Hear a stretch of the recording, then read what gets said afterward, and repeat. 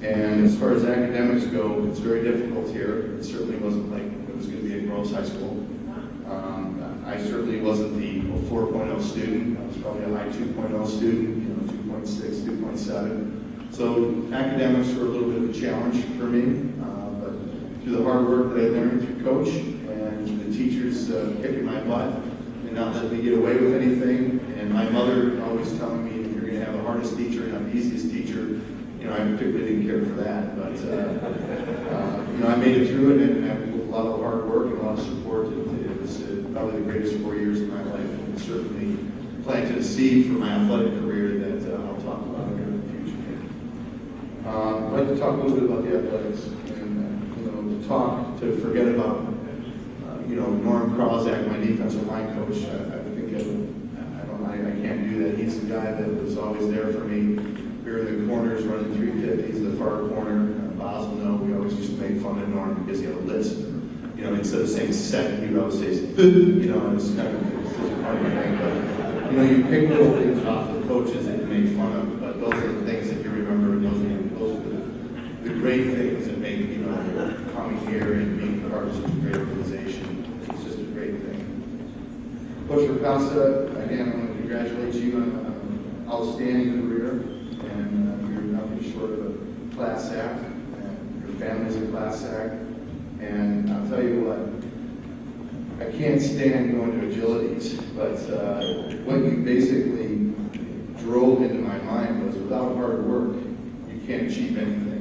And I don't know if you've ever been to an agility drill back in the day when he had some piss and vinegar in him. He still got some, but he had a lot more back then. I think I threw up 3 times in that bucket over there for doing downers. But those are things that, the alarm clock would ring at 5:45, and I don't want to go.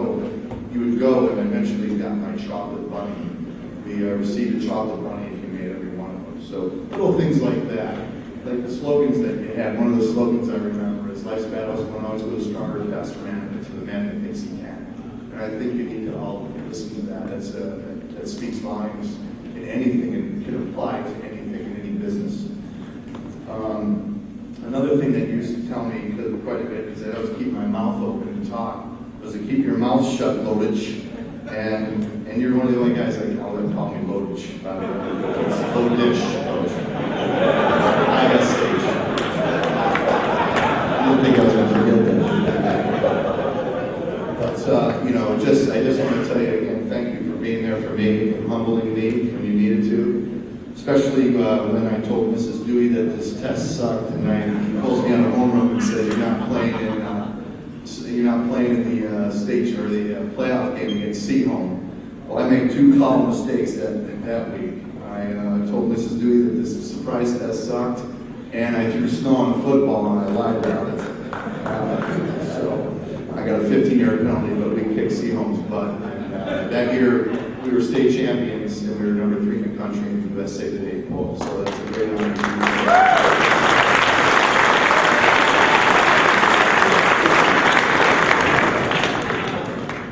And one last guy I want to thank as far as football, and I would be remiss not to, is a guy named Coach Kosinski.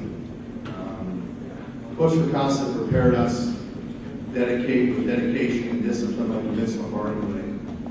Coach Kosinski was probably the toughest individual I've ever seen in my life. He had game plans at 16 years old that were probably 25 pages deep. And I looked at him and I said, "Coach, I don't read past 20 pages.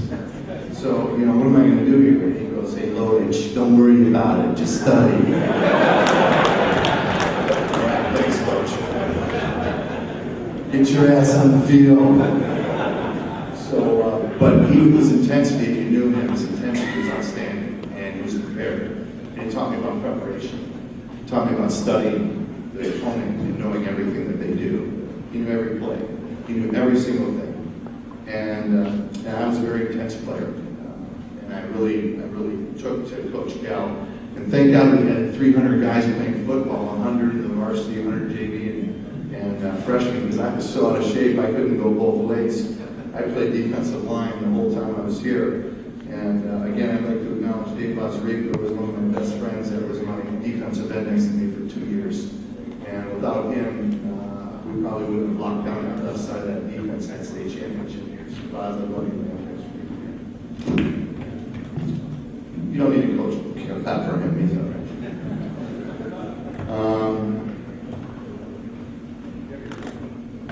What did it mean to go to Brother Rice, and what did it do for me? Well, it opened up my athletic career. If I would have gone to Groves, I probably would have gotten a scholarship just on talent alone, but I wasn't nationally recognized because of Coach Picasso efforts for 25 years or so before that, and the great state championships and the great players that came before me. I was voted as an all-state player my junior year, first team. I was voted then as a great All-American my senior year, and I basically could have gone to any college I wanted to. I'd like to also make mention that my father was an all-state or all-American football player at U of D, all-American class president, and went on to a full ride at Notre Dame. Excuse me. Okay. Coming to Brother Rice and being a great player and being coached by great coaches allowed me to go to UCLA. And that really opened the door for me. My defensive line coach at UCLA, Greg Robinson, who now is the defensive coordinator at the University of Michigan, ended up being my defensive coordinator at the Denver Broncos. We both went in the league in 1990. I was a 10th round selection. I was too small. I was too short. But I had the will that I was taught by Coach Acosta and the athletic department and the academic staff here to dominate and win by attrition. And if you get knocked down, you better get your butt back up and make sure that you come back 110% every single time. And that's what I did. I was drafted because of a game that we were getting our butts whipped at UCLA, Arizona, 42-7. John Butler, who was the scout at Buffalo, told me after I made the team that the reason why I drafted you is because even though you guys were losing, you kept playing. And again, I go back to you, Coach. That's because of your motives and Coach Galzinski's motives to never ever give up. You must never ever give up in life or anything else. And believe me, life can knock us down. I've experienced it myself. I'm sure everybody else has here. But Brother Rice has given me probably 6 or 7, no more than that, I would say 8 championship rings. I won a state championship, I won a Rose Bowl championship, I won 4 AAC championships, and I won 2 world championships. So without going to Brother Rice, I don't know if I would have been able to play at a higher level or been exposed to UCLA with such great players at UCLA like Troy Aikman and Ken Norton Jr. and guys like Eric Turner who passed away. But more importantly, I'd just like to now say thank you to my family for all the support that you've given me. My mom, my dad. Dad, good work, 42 years ago, man. It was great work. Just being there, understanding. Some of you got it, it's okay. But that was clean, by the way. But thank you to my sister Kelly. You're awesome. Thank you for being there for me, Abby girl. Michael, Quiggs, thanks for being here, Quiggs. Mr. Bosrico, all my boys over there, and of course my TBS boys, Table 22. Thanks for coming to support me tonight. Thank you very much. In closing, I'd just like to say thank you to the best thing that ever happened to me is my son Max Lodish right next to me. 5.5 years ago, I was proud enough to be a daddy. Well, maybe 6.5 years ago because of the 40-week thing. But hopefully he'll be a warrior, and we've got some hockey practice tomorrow, and hopefully he'll play some football. But whatever he wants to do, I'll support him. He doesn't have to be an athlete.